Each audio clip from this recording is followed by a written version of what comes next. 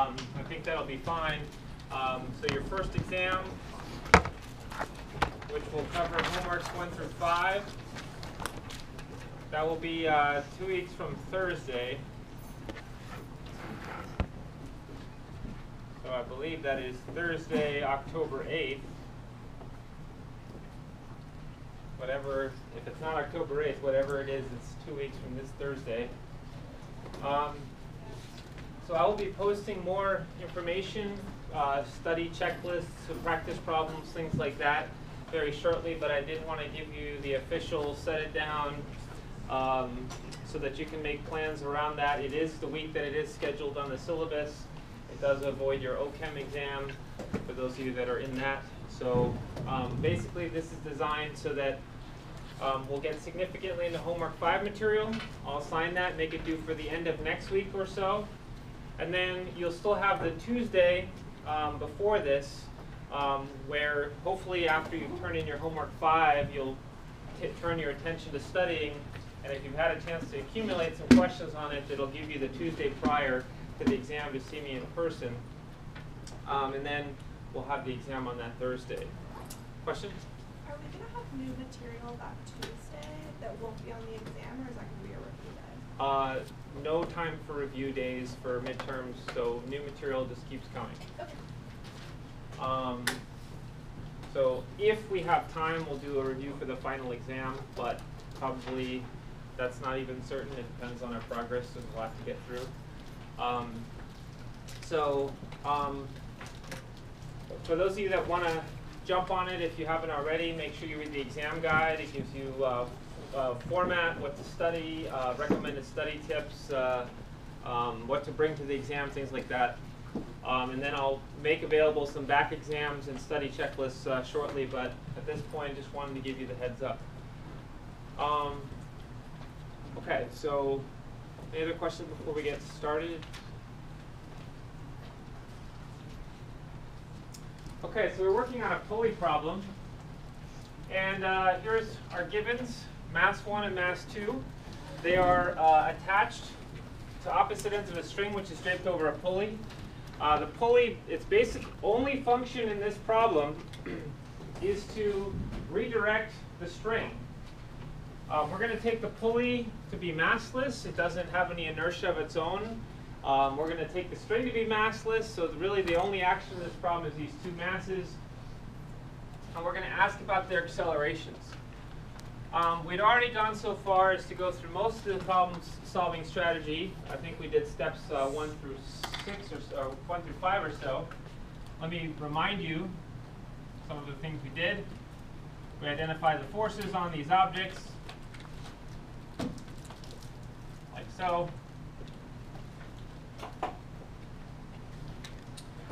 And we even got so far as to pick a y-axis. We picked, here it's pretty much a no-brainer. You want to pick the y-axis to be either up or down, but everything's happening along a single dimension, so no SOHCAHTOA is necessary at all. And then we wrote down y equations for the two objects, which are basically identical. Both objects feel a tension force up, gravity force down, and it's the difference in those two forces that allows them to accelerate. So that you have m times a on the right-hand sides. So this is where we left it last time, but we have to take stock here. Let me put a check mark if it's a variable that's allowed. Masses are allowed, g is always allowed. But we have 4 different variables that are not knowns. So we have 4 unknowns. Those are the 2 tensions and the 2 accelerations. And there is no way that you can mathematically get 4 unknowns out of 2 equations. You can only get as many unknowns as you have equations to get them. You should know that from math class, simultaneous equations. So there's obviously something that needs to be done in order for us to make this solvable. So this is a good opportunity for me to introduce pulley tricks. There's 2 tricks that you should know are relevant to every pulley problem. I guess I'll put them over here. So this is pulley tricks. me see if I can make sure everyone can see this.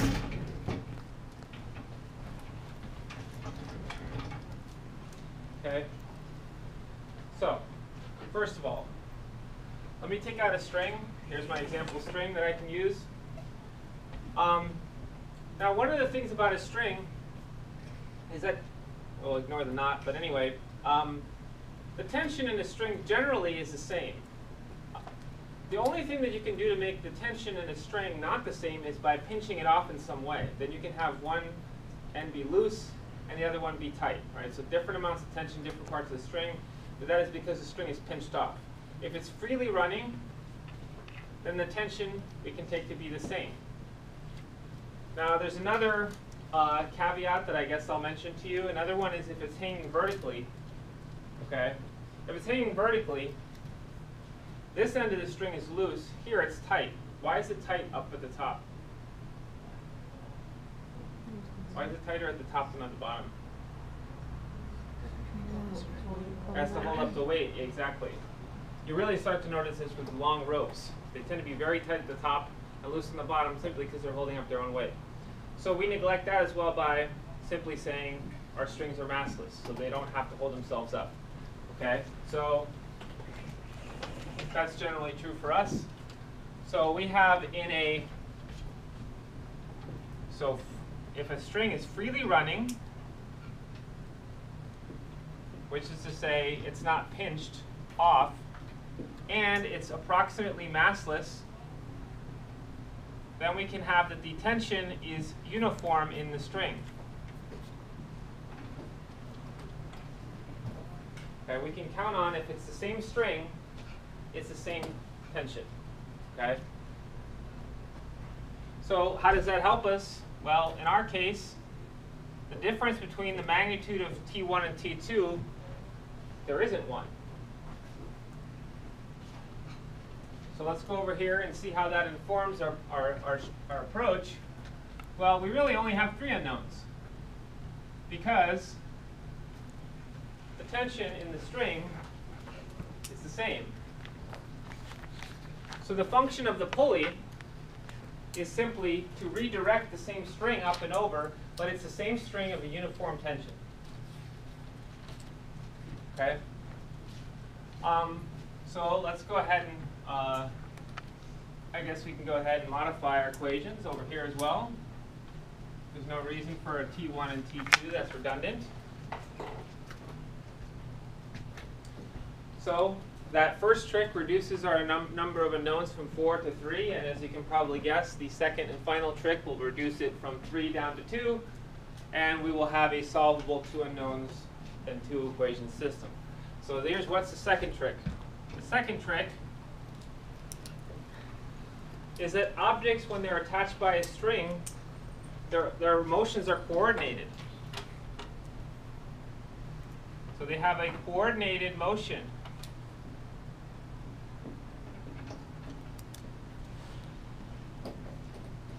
They're not really independent at all. It's not like these two are completely doing their own thing. They're attached to each other by a rope. And for us, this rope can't stretch or break.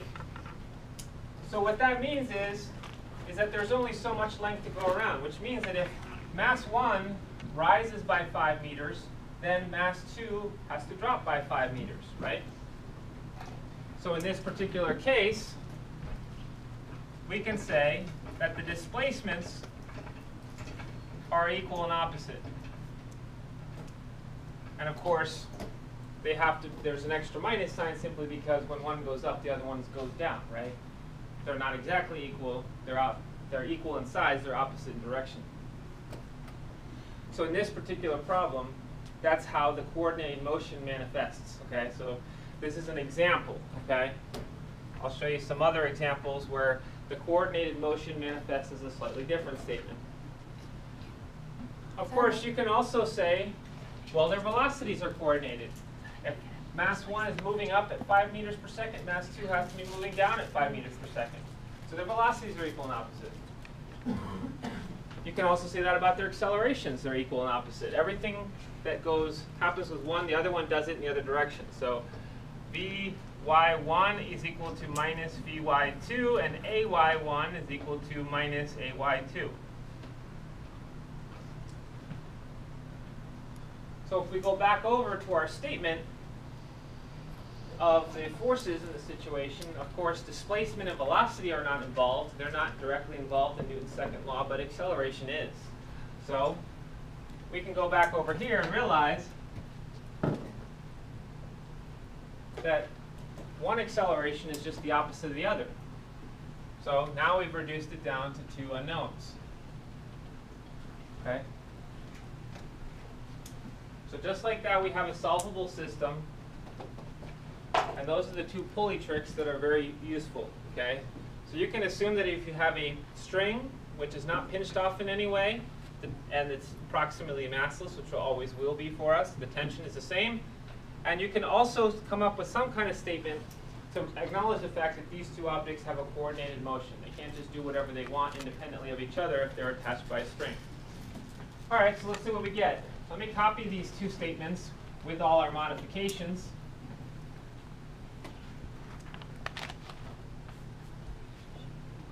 Clean off some of the extra stuff.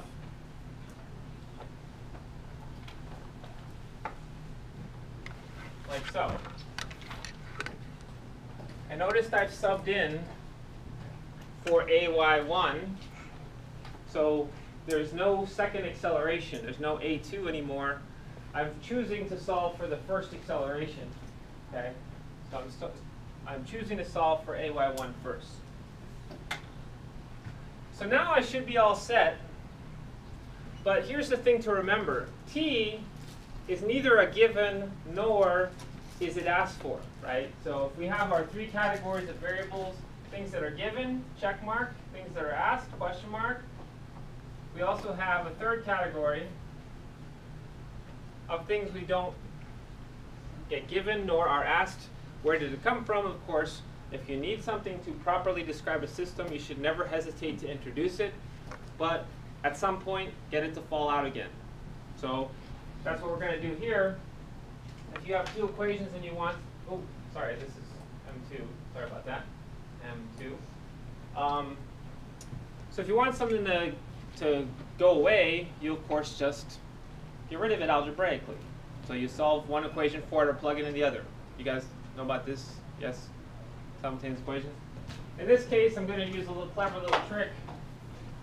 I'm just going to subtract one equation from the other.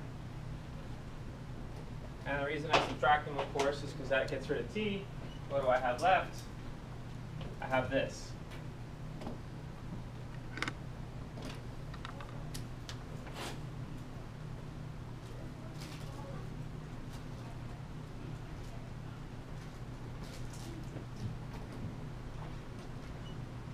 So I'm basically home free at this point, solving for the acceleration.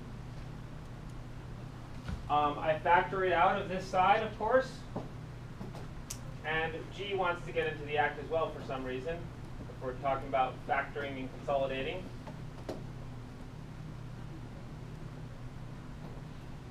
Looks like this. And then I just simply divide and I'm good to go. ay1 is equal to this. Again, if you can't see how the algebra is proceeding, try it at home, okay? Let me know if you have any questions, but I'm just doing algebra at this point. This is not physics, okay? So there's my ay1. And ay2 we just said was the negative of that, so I'm pretty much done. And well, it's generally not good form to leave them in components. In this case, I want to leave them that way so I can check the limits. There's enough algebra that went into getting those that there's a very good chance I made a mistake. But checking your limits is a way to find out if these answers, these symbolic answers, withstand scrutiny. And again, please don't think that that is somehow a derivation that you should be applying to other problems. This is a symbolic solution to this example, and you should proceed along these lines for your other situations which are slightly different, and go through the same steps. Okay, this is not a derivation, it's a symbolic solution to this problem. It obeys all the rules, which is to say that what is on the right-hand side are givens. I was given the two masses, and then g is always allowed, so those are perfectly fine final expressions. Okay. So any questions on before I check the limits?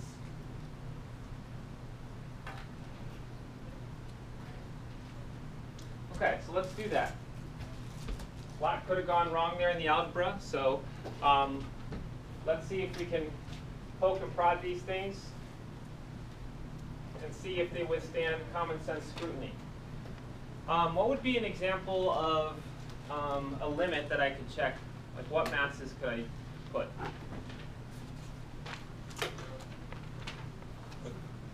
Zero, both masses 0, or one mass is 0. Okay, so we'll check both of those. If one mass goes to 0, does the other one behave as expected? What's another one? They're the same, exactly. So let's check that one first. If the masses are equal, so what would you expect by common sense if you drape two equal masses over a pulley like this? Well, how would you expect them to accelerate? They shouldn't. They should stay in place. And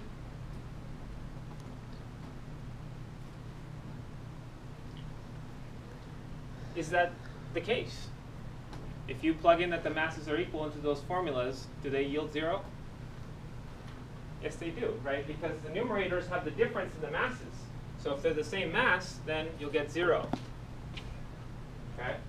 So you will get, for instance, AY1 is equal to m minus m over m plus m times g, and that's obviously 0.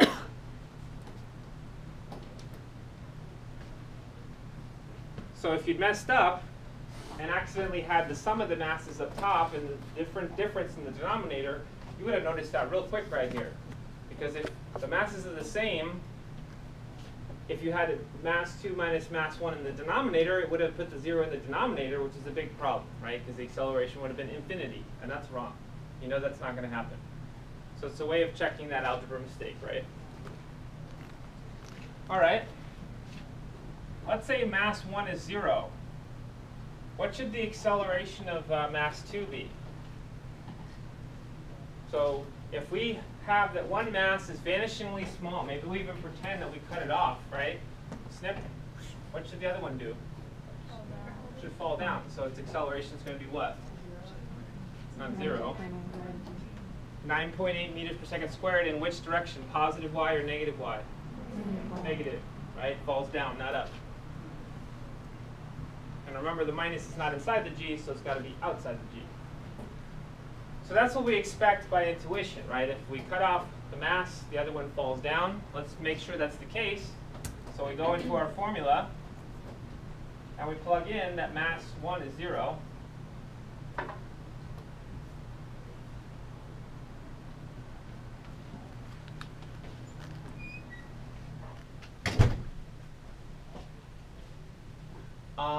What's that quantity in parentheses? 1. Does this check out?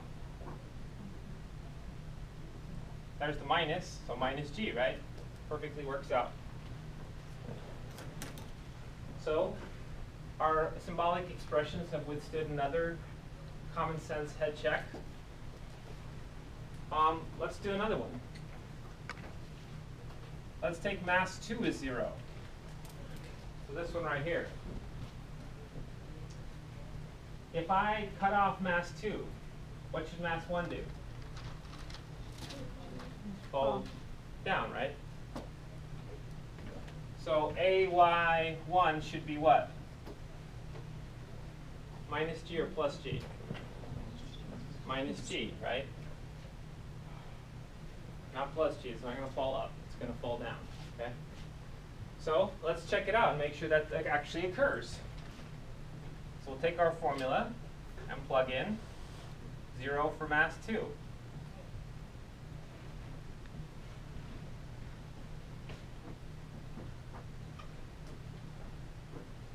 What is that quantity in parentheses now?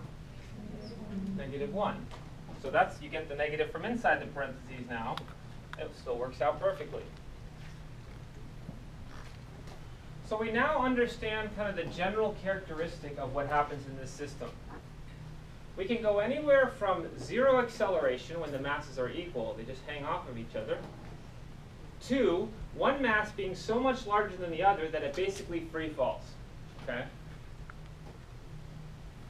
The formulas are actually kind of clever because it doesn't even really matter which mass is larger.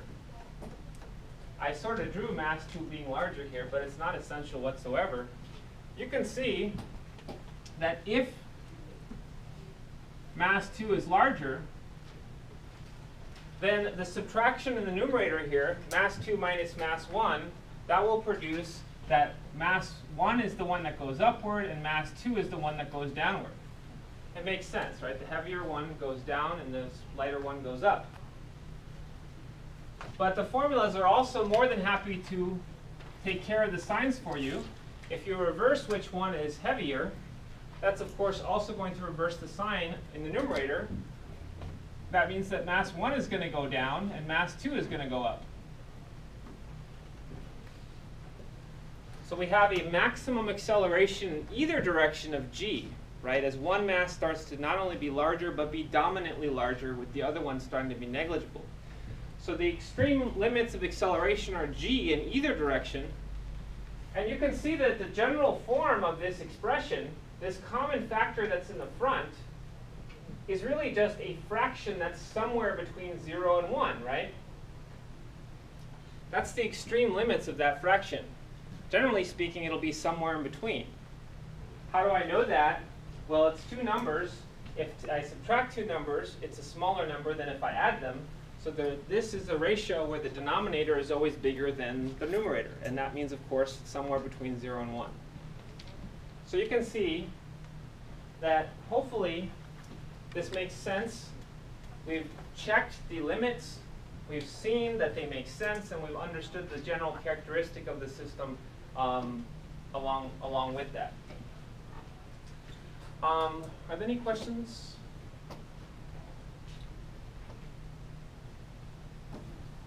Okay, so a few more brief words on this system, just kind of general characteristics of it. Let's suppose that the mass 2 is larger, like I've drawn it.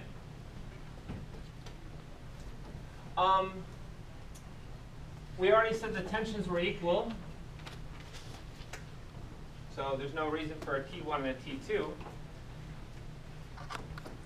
So which one is it that's going to accelerate upward here?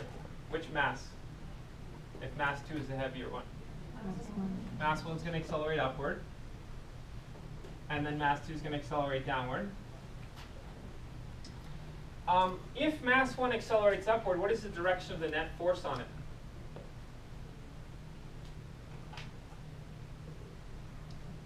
Upward. The net force and acceleration always the same direction.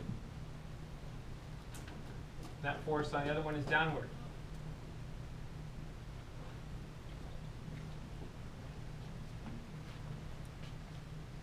If mass 1 is going to have a net force upward, which force is bigger, the tension or gravity? Tension. The up force has to win, right? So we can say that m1g is smaller and tension is larger. Okay? The up force has to win for mass 1. Okay, let's take a look at mass 2. If it has a net force downward, which force is bigger, the weight or the tension? The weight. So the tension comes out somewhere in between the two weights. It wins against the smaller mass, that's how that can accelerate upward, but it loses against the bigger weight, and therefore that's how the bigger weight can accelerate downward. So that's a ranking of the forces in the system. Okay? Let me ask you this. If this is the ranking, which is a bigger difference? Okay? So is there a bigger difference between these two? I guess I'll call that option A. Or is there a bigger difference between these two? Or is the tension halfway between? So how many people think that the tension's halfway between? Okay, how many people think that there's a, the tension is this gap A, the tension is closer to this way? How many people think the tension is closer to this way? Okay, so let's go through it. That's why I ask. If you guys all know the answer, then I don't have to do it, okay? Well, let me point out something. Is this, Yeah. can I ask a question? Is this related to what you were saying about the rope where the tension was the highest at the top? The tension is the highest at the top? I When you did were not talking say about that. the string. Yeah, well, these are massless strings, so the tension's uniform. Okay, so Yeah. it's not related. No, it's not. Our strings are massless for the reason that we can assume the tension's uniform. Okay. So here's the thing. We can go now to F net. F net equals M2A, right? So the net force on mass 2 has to